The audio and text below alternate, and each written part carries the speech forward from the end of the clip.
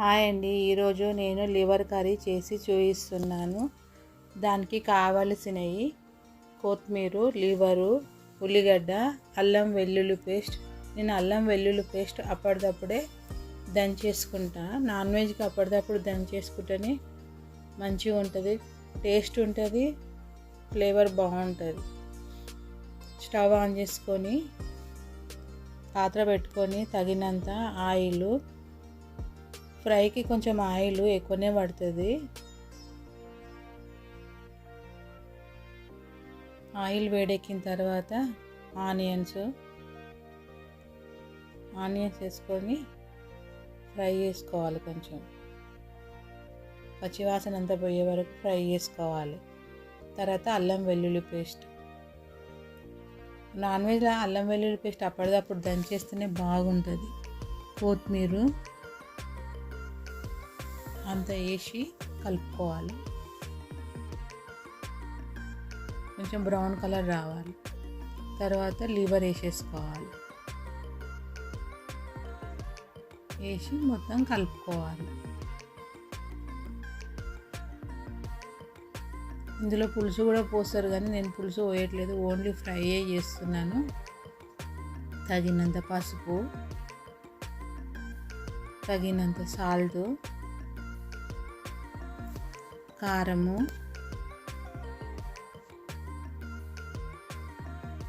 వేసి మొత్తము అంతా బాగా కలుపుకోవాలి. ఉప్పు, కారం, పసుపు అంత పీసులకు అంతా పట్టేయాలి.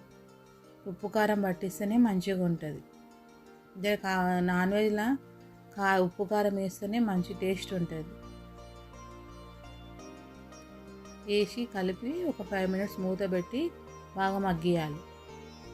మగ్గించిన తర్వాత మళ్ళీ ఒక 5 minutes అయినాక తీసి ఇట్లా కలుపుకోవాలి.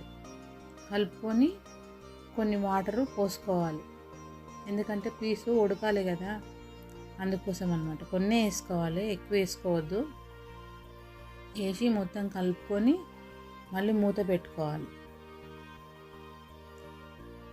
మూత పెట్టి అప్పుడప్పుడు తీసి కలుపుతుండాలి, లేకపోతే మాడిపోతుంది. ఇప్పుడు చూద్దాం అయ్యిందా కాలేదా. చూడండి, మొత్తం దగ్గరకు వచ్చేసేసింది, అవుతుంది. కొంచెము కొబ్బరి పొడి వేసుకుందాం. ఇప్పుడు కొంచెం కొబ్బరి, ఒక ఇలాచి, ఒక లవంగము అంతా మిక్సీ పట్టి పెట్టుకున్నాను నేను. ఆ మిక్సీ పట్టిన పౌడరు, కొంచెం ధనియాల పొడి అంతా వేసి కలుపుకుందాం. పీసులకు అంతా పట్టిద్దాం. కలిపిన తర్వాత మళ్ళీ ఒక 5 minutes పెట్టుకుందాం, ఎందుకంటే కొబ్బరి పౌడర్ వేసినాం కాబట్టి వాసన పోవడానికి, కొబ్బరి వాసన పోవడానికి. ఇప్పుడు మళ్ళీ మూత తీసి కలుపుదాం.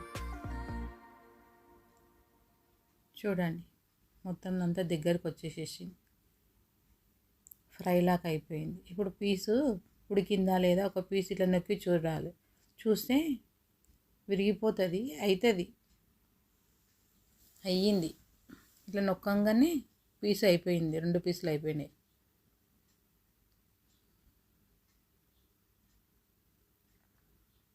మొత్తం ఫ్రై అయిపోయింది. చూడండి, మొత్తం ఈ విధంగా ఇట్లా అయిపోతుంది అన్నమాట దగ్గరికి. స్టవ్ బంద్ చేసుకొని వేరే పాత్రలోనికి వేసుకుందాం మనం.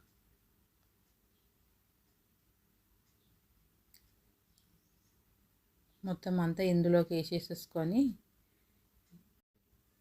ఇప్పుడు అంతా రెడీ అయిపోయింది లివర్ కర్రీ. నేను చేసిన లివర్ కర్రీ మీకు నచ్చితే లైక్ చేయండి, షేర్ చేయండి, సబ్స్క్రైబ్ చేయండి, పక్కనున్న బెల్ ఐకాన్ని క్లిక్ చేయండి.